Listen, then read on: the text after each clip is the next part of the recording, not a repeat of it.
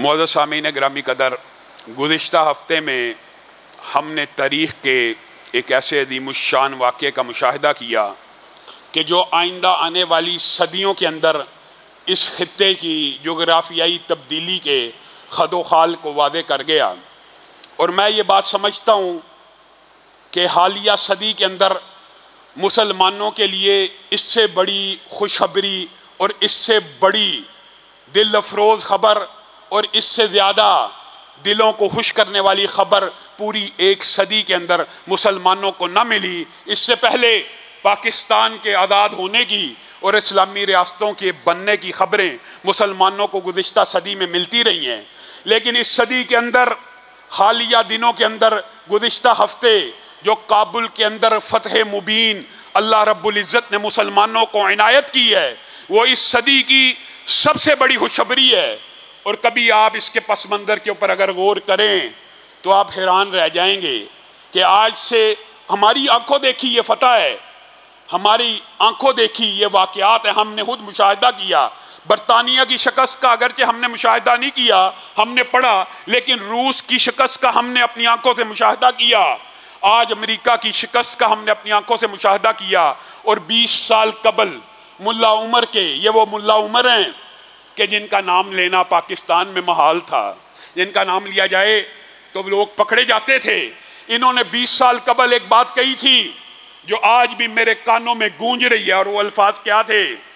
Bush ने मेरे से शिकस्त का वादा किया है और मेरे रब ने मेरे से फतह का वादा किया है। मैं देखना चाहता हूं बुश का वादा सच्चा है या मेरे रब का वादा सच्चा है।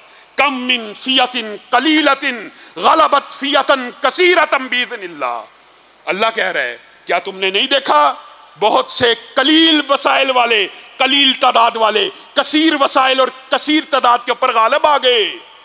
किस तरह? बिइज़्निल्लाह, अल्लाह के हुक्म से। जो बाइडन की तकरीर जिन्होंने नहीं सुनी सुन लें आज जाकर, एक निशान इबरत है।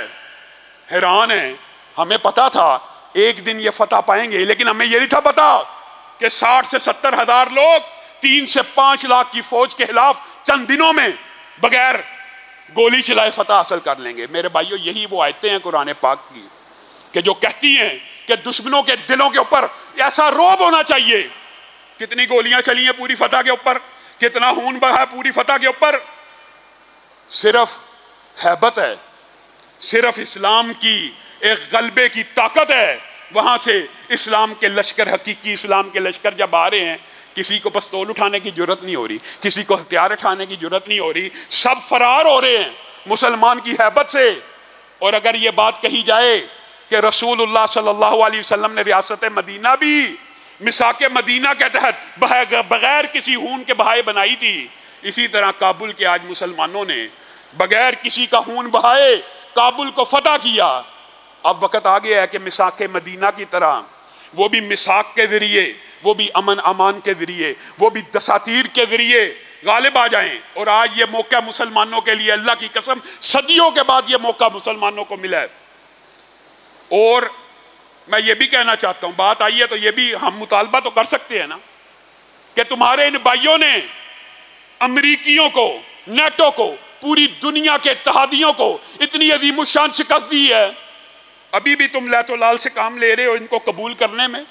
तुम्हारे भाइयों के घर में एक मिसाल देता हूं, किसी भाई के घर पे कोई बदमाश कब्जा कर ले, किसी सके भाई के, तो बदमाश बड़ा ताकतवर हो तो भाई कहेगा यार मैं अब तेरी मदद नहीं कर सकता, बदमाश है, गुंडा है, मेरी जान को भी खतरा है। वो भाई उस वक्त तो मदद ना करे, लेकिन वो भाई जिसके घर के ऊपर हमला हुआ हो, जिसके घर के ऊपर कब्जा हो, किसी दिन इस बदमाश को शिकस्त दे दे। अभी भी तेरा काम नहीं बनता कि तू आगे बढ़कर अमेरिका की शिकस्त के ऊपर तुझे सोचने की जरूरत है। शाह महमूद कुरैशी ने कैसा बयान दिया, हम आलमी पूरे दुनिया के रवैये का, पूरे दुनिया के रिएक्शन का इंतजार करेंगे, फिर उसके बाद फैसला करेंगे। और तुम्हें रहनुमा होना चाहिए, तुम्हें लोगों के लिए मुक्तदा होना चाहिए, तुम्हें लोगों के लिए इमाम होना चाहिए। तुम आगे बढ़कर इनकी हुकूमत को कबूल करो। उनका अगर कोई कुछ नहीं बिगाड़ सका, उन 60-70 हजार का, तुम तो लाखों, तुम तो करोड़ों। अल्लामा शहीद ने कहा था रूस अमेरिका की कुव्वतें इकट्ठी हो जाएं और सिर्फ पाकिस्तान के मुसलमान मरने का आज़म कर लें, अल्लाह की कसम शिकस्त नहीं दे सकते। और मुसलमानों ने आज काबुल में, आज अफगानिस्तान में ये बात साबित कर दी है। रूस, अमेरिका क्या, पूरी दुनिया की कुव्वतें इकट्ठी होकर मुसलमानों को शिकस्त नहीं दे सकी।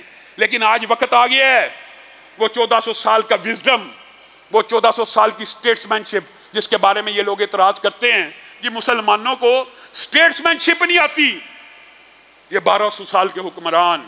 आज मैं अपने अफगानी भाइयों को भी कहना चाहता हूं, वो स्टेट्समैनशिप, वो 1400 साल का तजर्बा, जहां तुमने लाखों किलोमीटर के ऊपर हुकूमत की, आज बरूए कार लाने की जरूरत है। आज इस्लाम के हर कवानीन को, हर कानून को वहां पे नाफिज करने की जरूरत है।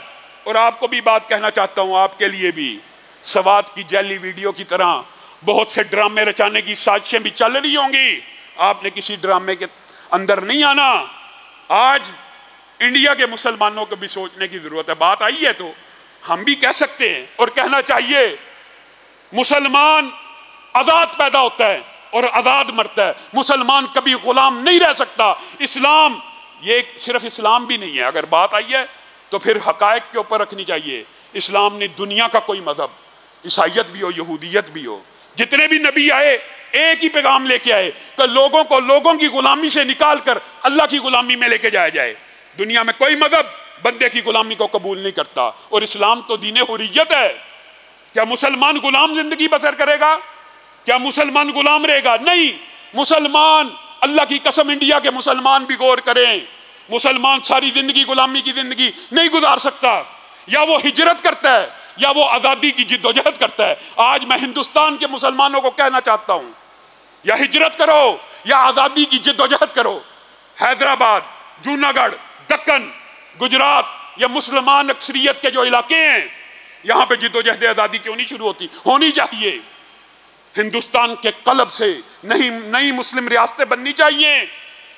आपको अफगानिस्तान के स्टूडेंट्स ने, इनको तालिबान को तो पाबंदी लग जाती है, इसलिए इनको हम स्टूडेंट्स कहते हैं। ये फेसबुक का आज़ादी इजहार है कि तालिबान का लफ्ज़ लिखोगे अकाउंट बंद। ये अफगानिस्तान के स्टूडेंट्स आपके लिए मिशल राह हैं, हमारे लिए भी मिशल राह हैं। 70 साल से हम कश्मीर के साथ खड़े हैं, उन्होंने 20 सालों में पूरा वतन आजाद करवा लिया।